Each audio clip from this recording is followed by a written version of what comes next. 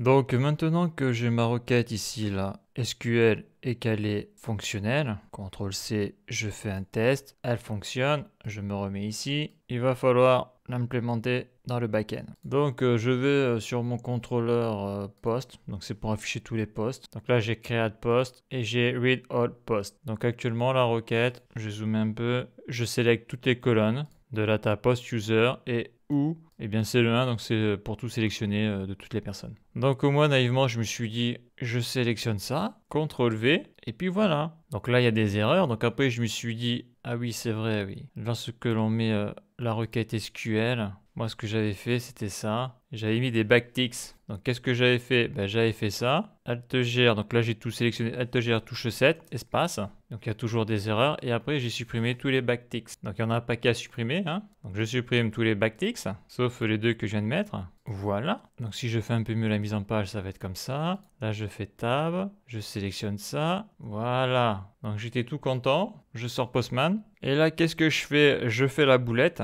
je mets un point d'interrogation. Pourquoi? Parce que ça c'est pour l'échappement des données, que ça finit par un point d'interrogation. Je sors Postman, je clique sur Send, et là c'est le drame. Vous avez une erreur de syntaxe près de la ligne 1 à la ligne 12. Et là, ce que l'on voit là, ici là, le /n, quoi, l'anti-/n, ça veut dire retour à la ligne. Donc là on voit que c'est pas très lisible la requête. Donc qu'est-ce que j'ai fait? Donc déjà on voit que ici là il m'a rajouté un 1 là. Donc comme c'est pas très lisible, qu'est-ce que j'ai fait? Et comme je n'y arrivais pas, cette requête-là, je l'ai prise, je l'ai supprimée, et j'ai pris une requête plus petite, comme on a pu le voir dans la vidéo précédente. Donc là, j'avais mis ma requête pour les 3 tables, pour joindre, pour faire une inner join sur 3 tables. Donc je me suis dit, on va prendre une petite requête. Et là, je vais les mettre entre double code, CTRL V. Donc là, on voit que pareil, ça déconne, hein. Donc qu'est-ce que je fais là? Je supprime. Faut savoir que quand tu mets pas les backticks, tu peux pas sauter à la ligne. Quand tu mets les backticks, tu peux. On voit que ça fait anti/n, ça veut dire retour à la ligne. Mais quand tu fais avec les double quotes, il faut tout mettre sur la même ligne. Mais le gros intérêt d'utiliser double quotes, comme tu as tout sur la même ligne, tu n'as pas les anti/n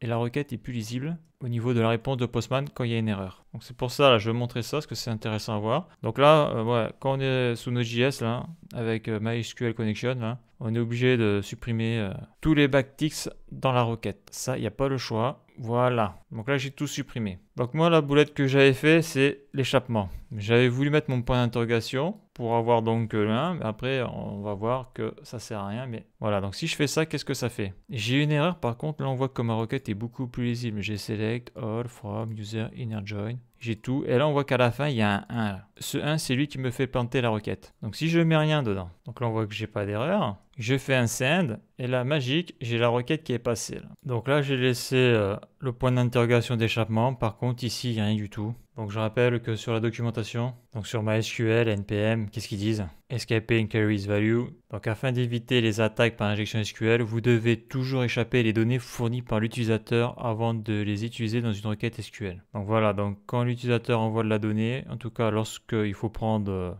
dans un input ce qu'il donne, il faut l'échapper. Donc c'est vrai que dans mon cas, j'ai pas besoin d'échapper la donnée vu que c'est une requête fixe fournie par le backend. Donc là, la requête fonctionne. Moi, ce que j'avais fait, c'est que j'avais fait CTRL X et j'avais mis ça dedans. Là, si je fais un send error, ça marche pas. Donc ce que j'avais fait, je crois que je l'avais collé comme ça. Si je fais un send, j'ai toujours une erreur. Donc là, j'avais mis double quote.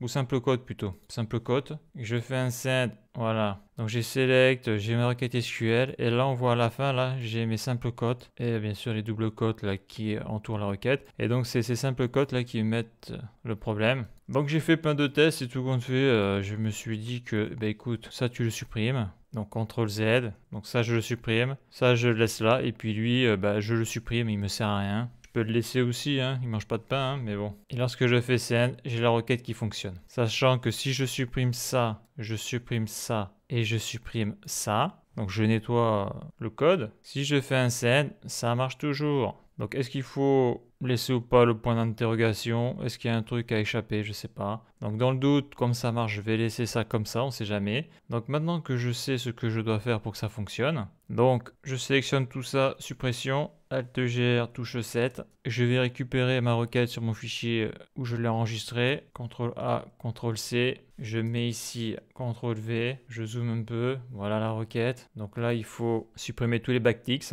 Donc là, si je clique ici, touche Alt, je clique. Donc Alt toujours enfoncé, je sélectionne tous les backticks. Voilà, ça c'est un petit peu chiant, il faut les enlever. Donc je vais les enlever tous d'un coup. Voilà, celui-là aussi, il faut l'enlever, il faut l'enlever. Et il y en a encore quelques-uns ici, voilà. Donc là, je les ai tous sélectionnés quasiment, quoi. Je suis juste à côté, je fais suppression. Et voilà, il n'y en a plus un seul. C'est bon. Donc si j'arrange ma requête, tab. Donc bien sûr, cette requête, elle était contrôlée, hein, on l'a vu dans la vidéo précédente. Hein. Ça a été contrôlé sur MySQL. Et là, je vais faire sup, là, comme ça. Voilà. Voilà la requête. On voit qu'il n'y a pas d'erreur. Donc maintenant, je vais prendre Postman. Je fais un send. Et là, on voit qu'il n'y a pas eu de plantage. Alors, je vais essayer de dézoomer, là. Alors, dézoomer avec Postman, c'est impossible. Il faut faire View, en tout cas avec les raccourcis clavier. Zoom in, c'est l'inverse. Zoom out. Je sais pas pourquoi, mais là, le CTRL+, ça va être un truc américain, mais ça marche pas sur mon clavier. Donc, on voit la requête.